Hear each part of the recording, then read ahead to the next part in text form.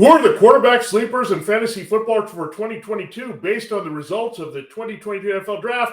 It's time to break down our top 9 here, including a couple big names to close the week on Locked On Fantasy Football. Our Locked On Fantasy, your daily NFL fantasy podcast. Part of the Locked On Podcast Network. Your team every day.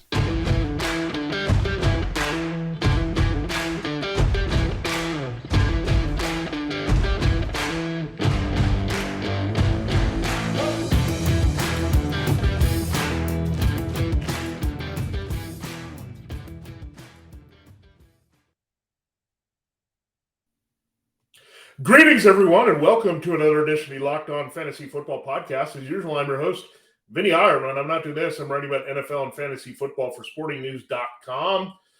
We did break down the 2020 NFL Draft in detail for you, all the offensive skill players, the notable picks there, things that are changing the landscape of fantasy football, where those rookies rank as well. So if you missed any of that, round 1 analysis, round 2, round 3, rounds 4 through 7, as well as putting them in a blender and spitting out our early top 25 rankings. Those are all up. We thought we'd close the week, however, looking at a little bit of sleeper action. Now we'll go through the positions again. We'll go sleeper bust here early in the process. So we'll revisit all this a little bit later as we get closer to fantasy football draft time, but it's right after the NFL draft, so we thought we'll break it down for you. So quarterback sleepers are on deck first, including, believe it or not, Aaron Rodgers and Deshaun Watson. They should be considered sleepers where they're ranked here in 2022 so far. So very interesting, but I'm sure things will change as we learn more about these new look offenses with some changes at quarterback, some had the changes in the weaponry. Thanks for making Locked On Fantasy Football your first listen every day. We are free and available to you on all platforms. Now, let's dive right in. And the first guy that is underrated is Aaron Rodgers. And why is he underrated? Well, he's at the 12-13 borderline. Wherever you look at it on the rankings now, 2 guys are kind of lumped in right there. And we know in a 12-team league that defines QB1, and that's the line, where Aaron Rodgers is below that line right now. 13, you have Deshaun Watson right at that line at 12. So we'll talk about those 2 guys first that stand out here. Now, Aaron Rodgers, we know the big concern was not only losing Davante Adams, but also Marquez Valdes-Scantling. But you look at the other things that have happened. Robert Tonyan is back healthy. He's in the mix here. You got Christian Watson, Romeo Dubes. You still have Al Lazard here and Randall Cobb. So you've got some weaponry from last year. He's not totally void. I think some people are looking at it from like a few years ago where Aaron Jones was a big touchdown maker and it hurt Rodgers' numbers where he's throwing as much in the red zone. But I don't think that is affected too much. I mean, I think you'll get some good production from Watson. There's vacated targets, yeah, but you have Watson and Dubes and some of these other guys, including Sammy Watkins, that will help pick up the slack here in the passing game. And he's made it work without one alpha like Adams before. It's just hard to think back. I mean, you go back to Jordy Nelson, but early in his career, the numbers came through with the throwing to a variety of guys before Nelson kind of emerged as the go-to guy. Same thing happened with Donald Driver. Those type of players over the years with the Packers, there's been a different guy emerge at wide receiver. So,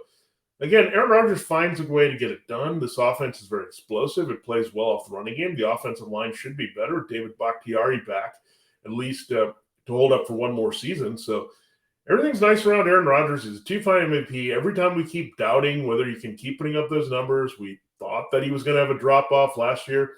Didn't quite happen. So Aaron Rodgers is going to keep pushing here now that he's not worried about the future with the team and all that. He knows Adams is moving on. So I think he'll make it work with one Christian Watson pretty well. So I would be shocked, again, to drop him out of the QB1 range. I still think he belongs there firmly up there. And there's some overrated guys in that list, but we'll save that for another show. Another guy that's underrated right there at 12-13, depending on what rankings you look at. We look at Fantasy Pros expert consensus. I think right now Watson is 12, Rodgers is 13 in that order. So we took Rodgers first because it was a bit surprising to see him below that line. But Watson being at 12 is also pretty shockingly low here. He's produced at a high level whatever season it's been with the Texans. Now, the Browns are a much better team than Houston, and we know he just needs that one receiver to help make things special all over the field. You have Amari Cooper doing that, so he's in good hands with Cooper. And then you have Anthony Schwartz, who can make big plays here.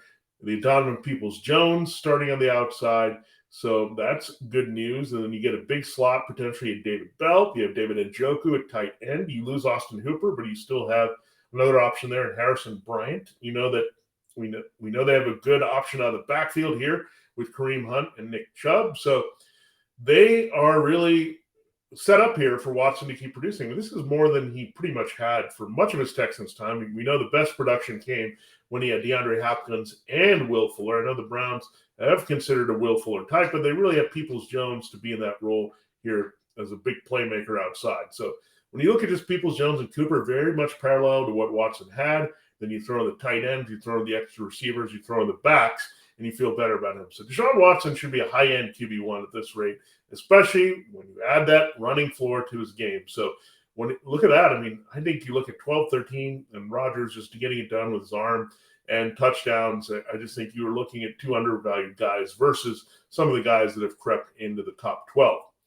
Another guy that continues to be undervalued, and this is a guy that we'll bring up in this segment, is the third quarterback kind of near that QB1 range, Kirk Cousins of the Vikings. Now, love the offense they're in with Kevin O'Connell. I think this takes Cousins up maybe a notch here. We know the effect that O'Connell and the Rams with the Sean McVay had on the big arm of Matthew Stafford. Well, Cousins is a lot like Matthew Stafford to me. He's got that massive arm, but he's got to be well protected in the pocket. We know Christian Darrisaw is there on the left side. You got some big playmakers we know, Justin Jefferson, Adam Thielen, KJ Osborne, add a little bit of depth in the draft. You also get Irv Smith Jr. back. You can't ignore that. And then Dalvin Cook, we know, a very adept receiver out of the backfield. So Cousins finished inside. He was a QB 11 in a lot of formats last year. When you look at 6 point per passing TD, I think he's right there. I think Cousins, the downside is he's not going to give you anything in the running game. But, again, prolific passing team the Vikings are. I think they're going to open things up more with O'Connell there. And it's a really good situation. I think the line is pretty good. Weapons are outstanding. You know, Jefferson is going to go off. I think Thielen still has a little bit left in the tank. Some younger people will come along there. The supporting cast here for the Vikings. So Kirk Cousins still underrated. I think both these guys I mentioned, Rodgers and Cousins, ranked outside of the top 12, and Watson being right at 12 should boost much higher than that. So I see Rodgers and Cousins, again, finishing well inside the top 12 QBs. The weapons are too good, and sometimes you define that quarterback by their weapons. Rodgers, not as much. I think you look at him independent, being a talent, but he's not going to lean on those guys as much. But Kirk Cousins needs those weapons. He's got those weapons. He's got the protection. He's got the play caller. So Cousins overrated outside of the top 12. We still have 6 more guys overrated across the board outside of that QB1 range, some QB2 sleepers that we want to look at here, and we'll talk about them in our final 2 segments. I do have to tell you, we know just 2 days away is Mother's Day here, and it's really time to consider what you're going to get Mom. Upgrade from the gift you may have been already thinking about getting. The only place you can do that is BlueNile.com, and fine jewelry. It's hard to pick and choose, but Blue Nile has jewelry experts on it 24/7, available via phone or chat to help you find a memorable gift on every budget.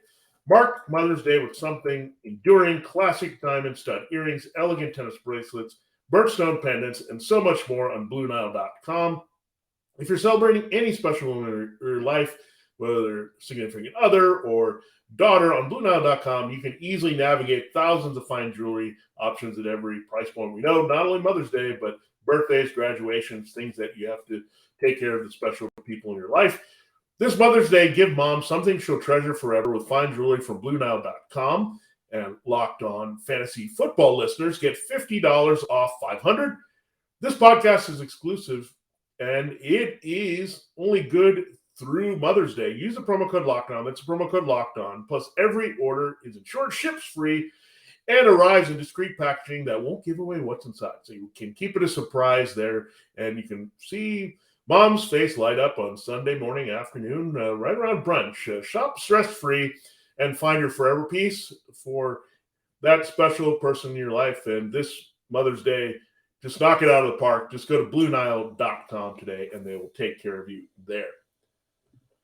We also know it's a big weekend in sports as we continue. There's no NFL, but we're talking off-season and draft, and we know the USFL is in action, so you still have some of football. We know that baseball is going fully into its second month here. NBA playoffs, NHL playoffs, but this weekend has something even extra special to run for the Roses. The Kentucky Derby is back. BetOnline.net is your number one source for all your betting stats and sports information. Find all the latest sports developments, league reviews, and news, including what you need to help you with the playoffs in hoops and hockey and with MLB. And if you're new to horse racing, good time to get on it to get into the 2022 Kentucky Derby. Some really good horses to pick from, including Epicenter and Zandon and Messier, named after Mark Messier. And that'll get you in a mood, we know, to also get into some hockey betting as well. BetOnline is your continued source for all your sporting wagering information, from live betting to playoffs, esports, and more. Head to the website today or use a mobile device to learn more about the trends in action. BetOnline, where the game starts. All right, it is time to continue the show, breaking down 3 more sleepers, and we'll hit our final 3. So we're going through 9 quarterback sleepers initially here from the results of the 2022 NFL Draft. Who's up here? We'll look at who's down there on Monday's show. We'll do the bust that we're looking at initially on the rankings here at quarterback for 2022 fantasy football. Thanks for making Locked On Fantasy Football your first listen every day. We're free and available wherever you get your podcasts. Let us go to our next sleeper, Trey Lance. He's right around 15 in the rankings at this point. I think people are in a holding pattern. Looking to see, is Jimmy Garoppolo going to be gone from this mix to confirm Lance's starting status in year 2 with the 49ers?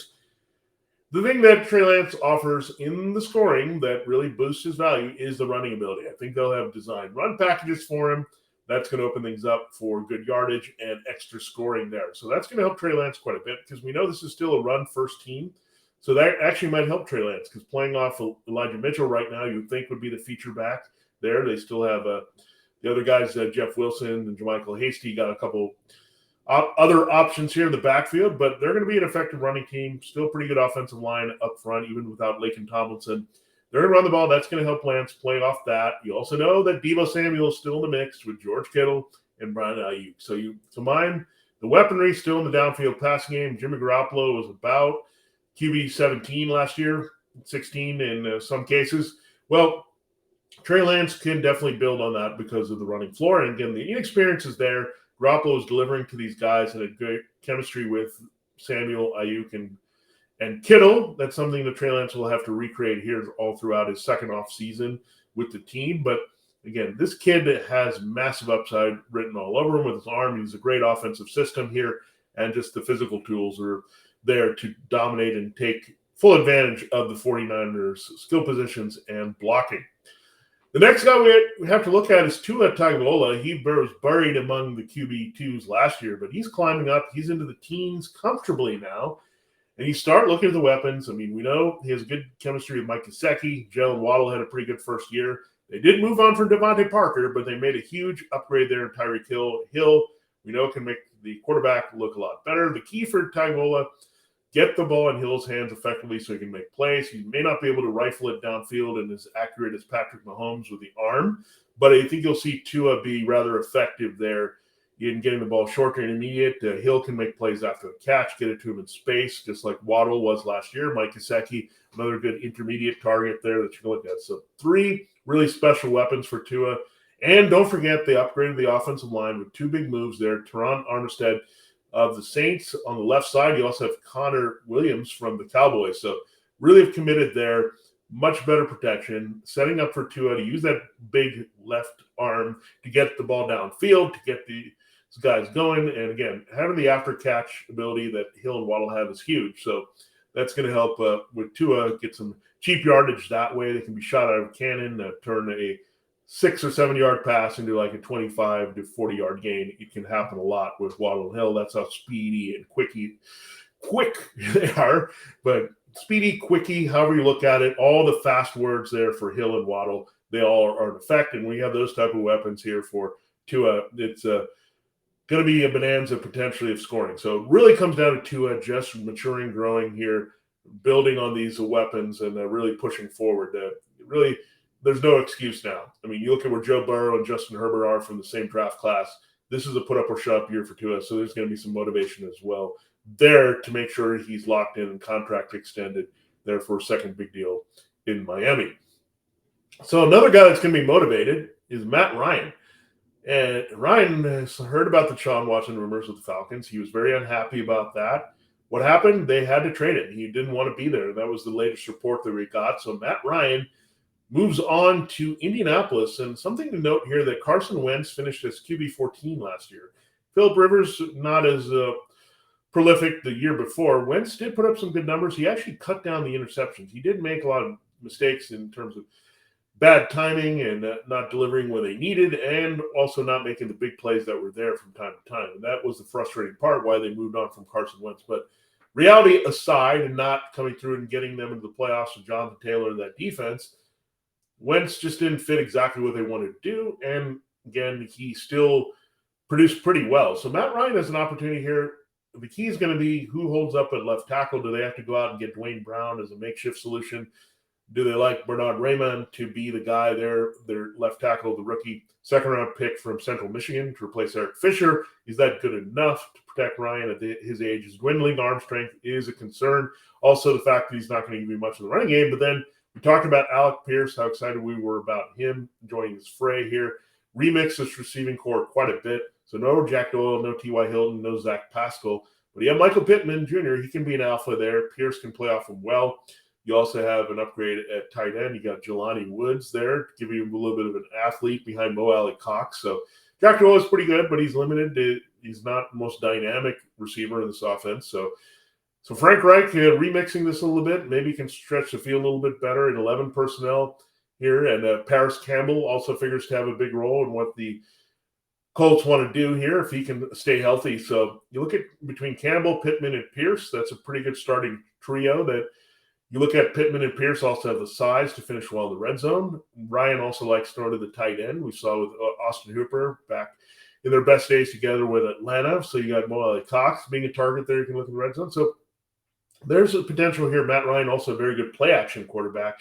John Taylor, they also see an expanded role. Taylor's a good receiver, but Nyheim Hines could be a bigger factor here coming out of the backfield to help Matt Ryan as well. So there's going to be some weapons. There's going to be decent protection here for Ryan in Indianapolis. Again, he can only go up here. It was a very disappointing season with basically no weapons there in Atlanta. But if the protection can come through a little bit, the running game comes through reliably as we expect with John Taylor, there's going to be some good downfield passing opportunities. And Ryan is going to take some pressure off himself and be in position to put up some better numbers in the passing game. So don't sleep on Matt Ryan in Indianapolis. I like the fit, and that's the reason they pivoted back to a Philip Rivers, more pocket passer type than more of an improviser type in Carson Wentz, who can sometimes play outside of the book. All right, we still have three more guys. We're going to dig deep for some sleepers here in our final segment here as we talk about quarterback sleepers. We will talk about quarterback busts on our next show here, and we will do this through all the positions. So see where we're at. Also give us an update with the rankings in a different type of way here on Locked On Fantasy Football as we go slowly into mini camps and the summer break here for NFL teams. Speaking of summer and the summer break coming, with summer, you're going to need some food on the go, and healthy food and delicious food at that. Built Bars are the perfect snack to take with you on family vacations. Throw them in your bags, in your kids' backpacks. Make sure that everyone has a bar so you're fueled for your summer adventures wherever they may lead you. The best part about Built Bars, they're healthy and delicious. So no more sacrificing delicious food for health, and no more unnecessary stops for unhealthy food when you've got Built Bar on the go. With Built Bar, you can have both the delicious and the healthy, and it's easy. All you have to do is go to Built.com and order now. And you got to try the puffs too. Built Bars are great itself, but their puffs, their other bars are excellent as well. They're marshmallow in the form of a protein bar. They come in crazy great flavors, including banana cream pie and cinnamon churro. Who doesn't want a protein bar that tastes like a churro? And also, they're only 140 calories. Sign us up for sure. We said those are only low in calorie, but so are the ones that you get traditional Built Bars, 130 calories, only 4 grams sugar, 4 net carbs. Built Bar is going to be way better than you. For a candy bar, they usually have 240 calories, 30 grams of sugar, and dozens of net carbs. It's hard to pick your best Built Bar flavor. The best way to try all the puffs and bars and get a little bit of everything for everyone is to get a mix pack, and that gives you 12 flavors of bars and puffs. So everyone can be satisfied. You can distribute them, and everyone's got their Built Bars for their trip and wherever you go. Good time to do summer hiking, and Built Bar can carry you through that. Just again, throw it in, be prepared, and you will be happy and healthy with Built as your snack to go. Go to Built.com to get all your favorites. Banana cream pie, as we mentioned, but raspberry, double chocolate, coconut almond, so many good flavors, peanut butter brownie, those type of flavors. If you like peanut butter and chocolate, Built Bar has got something for you. If you don't like nuts or you're allergic to nuts, plenty of other nut-free options for you as well. So all delicious. New flavors are coming out all the time. Check them out at Built.com. Go to Built.com, use the promo code LOCK15, get 15% off your order. Use the promo code LOCK15 for 15% off at Built.com. All right, to let us close the show here and talk about our final three deep sleepers here. Thanks again for making Locked On Fantasy Football your first listen every day. We are free and available to you on all platforms. And these guys are going to be free and available in a lot of drafts because people are just going to forget about them in fantasy football. At quarterback right now, the Lions are sticking with Jared Goff as their number one. And they didn't really go this direction in the draft. We thought that was a bit of a surprise, but they're also tabling it possibly for the bigger prizes next year in their mind. C.J. Stroud of Ohio State and Bryce Young out of Alabama. So Jared Goff gets one more year to serve as the bridge quarterback here in Detroit, and maybe he can help Detroit improve. But look at the weapons for Jared Goff all of a sudden. T.J. Hawkinson back healthy. DeAndre Swift, a great receiver out of the backfield. So those are your givens. Amon-Ra St. Brown really came on as a slot ace as a rookie late last season. We know that. He emerged and helped a lot of fantasy football teams. So you get him. You bring in DJ Chark. Remember what he did for Gardner Minshew a few years ago? Chark was producing consistently. He scored every week or got to 80 to 100 yards. It was very consistent with DJ Chark. So if he can return well from that ankle injury he suffered against the Bengals early last season on Thursday night, I think you're looking at a legitimate second real weapon, one on the outside. And their third weapon outside, Jameson Williams. So they make the trade up in the draft to number 12 with the Vikings. Get Williams. So you start looking at the weapons. The Lions are not pushovers at this position anymore. St. Brown was a big pickup last year. Now you get Chark and Williams and Hawkinson there. And Swift, there's a lot of sources for not only downfield plays and yardage, but also touchdowns here. And we think the Lions defense will still be in progress. A lot of passing volume ahead here for Jared Goff. If he stays healthy and out there, there's going to be some garbage numbers to be put up in this offense for sure with the weaponry he has. So Jared Goff, a little bit underrated right now, way underrated. He's buried well there, borderline QB 2-3. I think this is a guy that's going to be valuable. If you're going platoon or streaming situation with multiple guys, Jared Goff has to be considered here this season. All right.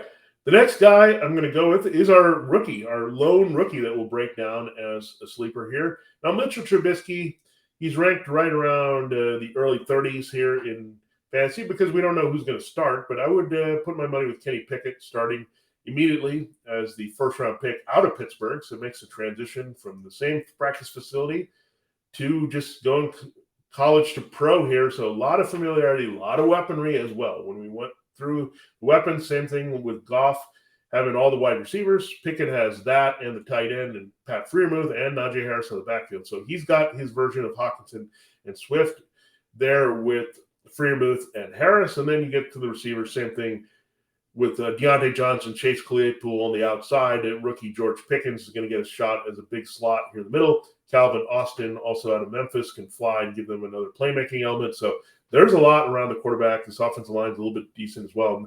That's the thing with Goff. I mean, Goff has a strong offensive line. The Steelers have an improving offensive line. So a lot of things are in place for these guys. Put up some numbers. The biggest concern is will the Steelers get a little conservative there, use Najee Harris and the running game a little bit to play off the defense. No, I think with Matt Canada, they wanted to improve that element because it was missing with Ben Roethlisberger and his weakened arm here. So you look at Kenny Pickett, I think he can make up for that with some nice downfield deep accuracy. We talked about Pickett, liking him right smack dab in the middle of the rookie rankings there. But quarterback, again, a guy that I would stash on my bench. We want to see how it plays out here with him and Mitchell Trubisky. I don't think Mason Rudolph is going to be a factor, but whoever gets the keys to the Steelers offense, whether it's Trubisky or Pickett, is going to be underrated and find a way to get in there. And keep in mind this division. You got Deshaun Watson with the Browns, Joe Burrow with the Bengals, and Lamar Jackson with the Ravens. So there's going to be some high-scoring games. This may be the black and blue AFC North from the past, and there's some pretty good defensive players here, Myles Garrett, TJ Watt, and the list goes on. But I think this division is going to be more about offense. And Kenny Pickett, again, if he's got to get in quarterback duels with those guys, assuming he beats out Trubisky, we have to look at him on the fantasy football radar. And finally, we look at our last guy, Zach Wilson. So this is similar to the Tua Tagovailoa thinking here with Wilson. He gets another weapon in Garrett Wilson. He's got Corey Davis. He's got Braxton Berrios still. And then Elijah Moore was a revelation last year as a rookie. You can put him anywhere in the formation, but he figures to be the slot guy. Berrios gives you a little bit extra depth to get a slot option. You have now two tight ends that had some numbers last year at times, CJ Uzomah, formerly of the Bengals, and Tyler Conklin, formerly of the Vikings. So they come together on this team. They also used a draft pick on Jeremy Ruckert, a third tight end, a receiver with some upside out of Ohio State. So, man, there's just a lot here. And then you look at the offensive line. You get Blake Tomlinson, Mekhi Becton. Hopefully he stays healthy. Elijah Tucker. So you have him and Tomlinson taking over at the guards here. So they are in really good shape. And to watch out again for Max Mitchell taking over, the rookie there from Louisiana, to take over from a George Fant at right tackle. So there could be some massive improvements. It's a very good offensive coordinator there, Michael Floor, with those 49ers concepts. Good 11 personnel options, good 12 personnel options. So everything is there for Zach Wilson. Don't forget, he's also a pretty good athlete. He can run and get yardage that way as well. So that helps his number. So if I had to pick between Zach Wilson and Trevor Lawrence, and I'm trusting more in fantasy, you can have a bigger year. If Wilson stays healthy, it's going to be 100% him. I think Lawrence is in a mess. He's learning a new offense there in year 2. The receivers are still in flux there, while everything is lined up really well for Zach Wilson. So Tua in year 3, Zach Wilson in year 2. No excuses for these two AFC East quarterbacks as they try to separate a little bit from Mac Jones and get closer to the class of the division of quarterback in fantasy and reality, Josh Allen. So there you have it. There's your 9 initial sleepers here for quarterbacks at fantasy football here in 2022. We'll look at the busts, so the guys that are a bit overrated there in our next show. Then we'll go through the positions much the same way. We'll go through running back, wide receiver, tight end as well to cover it through. And then we will also take a break next week to look at the schedule there. It'll come out on Thursday night on May 12th. So we'll have some schedule reaction to you on Friday there. So after the things are set here with how they might play out from a fantasy football perspective. Thanks for making Locked On Fantasy Football your first listen every day. Now, make your second listen Locked On NFL. The schedule may be dark for now. We'll have an actual schedule to look at next week, but the NFL never stops, as we know, and neither does Locked On NFL. Get insights and opinions from hosts including Ross Jackson, Chris Carter, and Tony Wiggins, plus local Locked On NFL hosts repping all 32 squads. There's no offseason for real fans, so make sure you're subscribed to Locked On NFL on YouTube and wherever you get your podcasts. This has been Locked On Fantasy Football. This has been Vinnie Iyer. Have a great weekend, and we'll catch you on Monday.